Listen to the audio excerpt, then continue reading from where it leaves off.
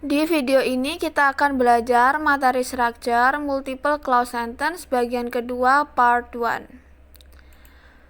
Nah, tips ke-9 itu kita harus menggunakan complex conjunction dalam noun clause dengan benar. Jadi di sini kita punya istilah baru yaitu noun clause. Noun clause adalah clause yang berfungsi sebagai noun, maka dari itu ia bisa berposisi sebagai subject, object of verb atau object of preposition.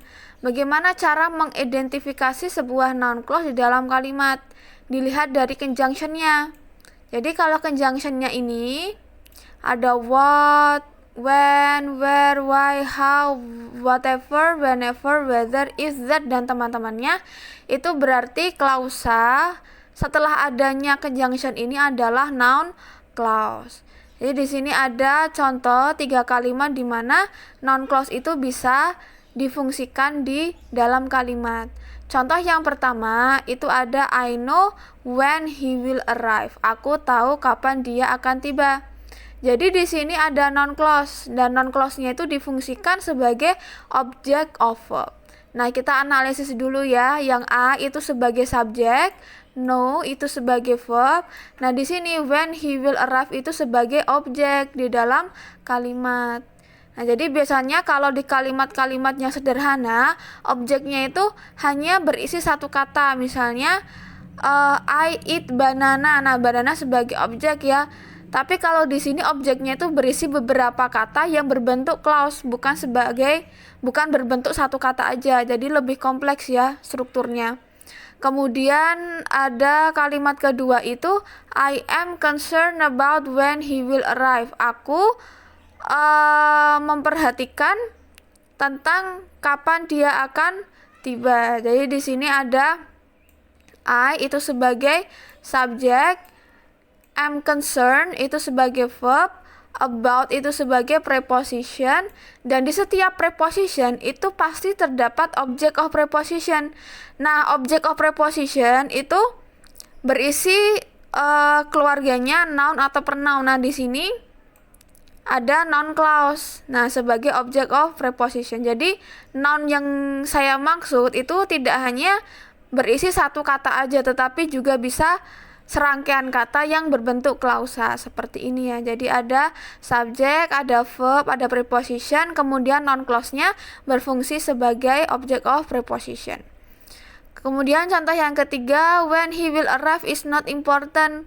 Kapan dia akan tiba itu tidak penting. Jadi di sini noun clause-nya itu berfungsi sebagai subjek, berposisi sebagai subjek, kemudian is-nya itu berfungsi sebagai verb. Ini ya. Jadi subjek itu kan bisa diisi oleh noun atau pronoun. Nah, yang di sini itu noun-nya berbentuk klausa, bukan berbentuk satu kata aja.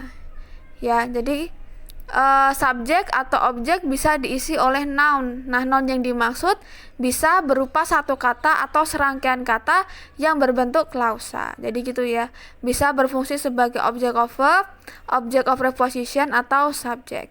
Contoh di dalam soal TOEFL, bla bla bla was late cause many problems. Di sini ada dua verb, was sama cause. Wah, ini bisa dipastikan bahwa ini satu kalimat yang terdiri dari dua klausa, ya kan?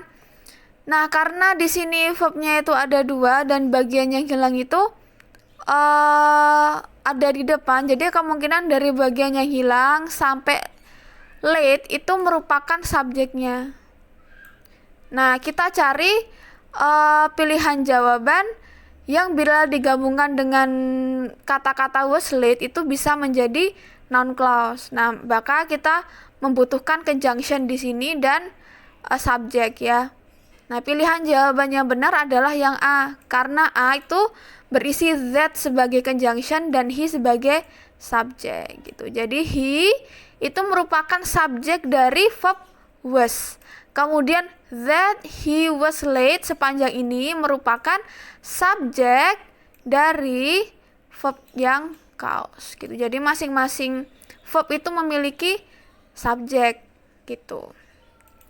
Kemudian tips yang ke-10, gunakan complex conjunction yang sekaligus menjadi subjek dalam noun clause dengan benar.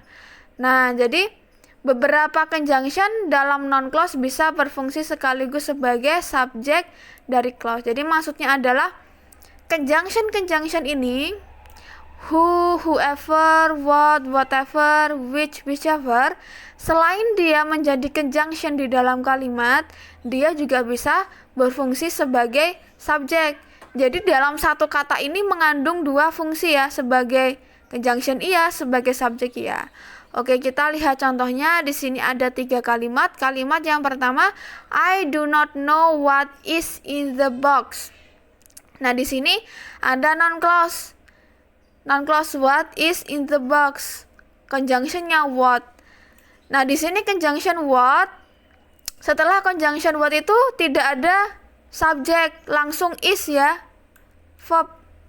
Nah, ini bukan kalimatnya yang salah, tetapi ini memang kalimatnya strukturnya seperti itu. Karena what itu dia satu kata, tetapi dia sekaligus berfungsi sebagai subjek dan sebagai conjunction gitu ya. Jadi ini bukan kalimat yang salah, tetapi dia memang strukturnya seperti itu. Terus we are concerned about who will do the work. Ada conjunction who, setelah who tidak ada apa-apa kan di sini, langsung will do ini verb.